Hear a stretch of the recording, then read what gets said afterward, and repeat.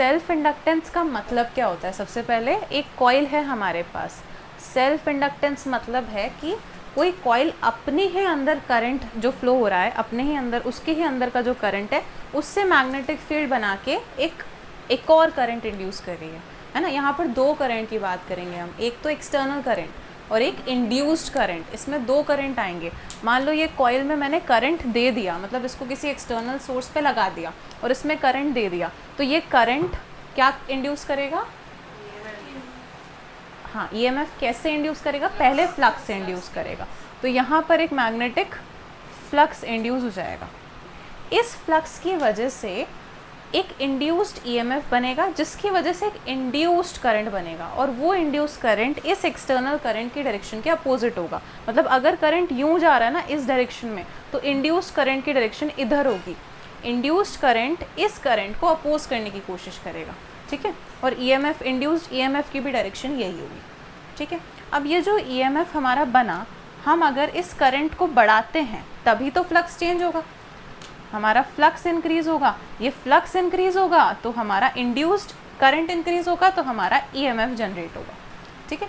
तो मतलब flux is directly proportional to current, phi is directly proportional to current जो हमने एक्सटर्नली दिया। फिर हम इस प्रोपोर्शनलिटी कांस्टेंट को हटाते हैं तो एल आई आता है, एल एक कांस्टेंट आता है जिसको हम सेल्फ इंडक्टेंस या फिर कोफिशिएंट ऑफ सेल्फ इंडक्शन बोलते हैं। और फिर L equals to phi upon I लिखवाया था, इसके आगे नहीं करवाया ना मैंने अभी, तो इसके आगे करना है अपन को। ईएमएफ का फॉर्मूला क्या होता है? Minus d phi by d t होता है। देखो ईएमएफ, इंड्यूस ईएमएफ का फॉर्मूला क्या होता है? Minus d phi by d T.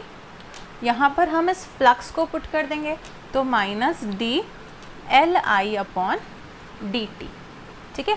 L क्या है? कांस्टेंट है, तो इसको बाहर निकाल दो, एल बाहर निकाल दिया, माइनस बाहर है, d I by d t, ठीक है।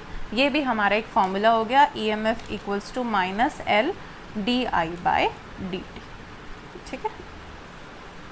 यहाँ से हम एल निकाल सकते हैं, अगर क्वेश्चन में हमें चेंज इन करंट दे रखा हो, ई एम एफ दे रखा हो, तो एल निकाल सकते हैं। तो लिखो एल मतलब self inductance, self inductance depends on, किन किन चीज़ों पे डिपेंड करता है सेल्फ इंडक्टेंस?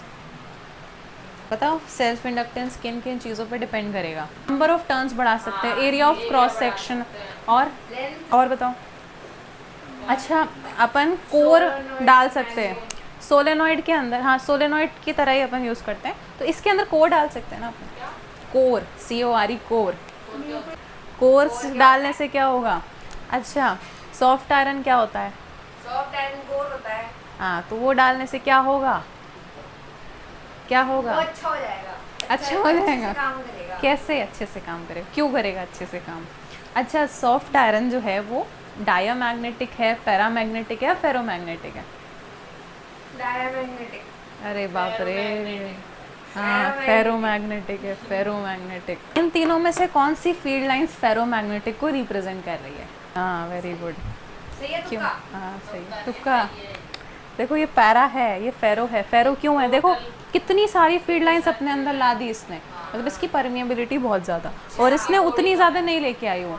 तो सॉफ्ट आयरन क्या होता है ना, एक फेरोमैग्नेटिक मटेरियल, तो उससे फ़ायदा क्या होगा कि यहाँ पर जितनी भी मैग्नेटिक फील्ड लाइंस इंट्रोड्यूस होगी ना, सारी कंसंट्रेट कर देगा बीच में, है ना। तो फिर अगर हम यहाँ पर दूसरी कॉइल लेके आएंगे, उसमें इंडक्शन कराएंगे, तो बहुत अच्छा इंडक्शन हो जाएगा, है ना। तो इसलिए सॉफ्ट आयरन जो है उस पर डिपेंड करता है। तो अब सारे पॉइंट्स लिख देते हैं।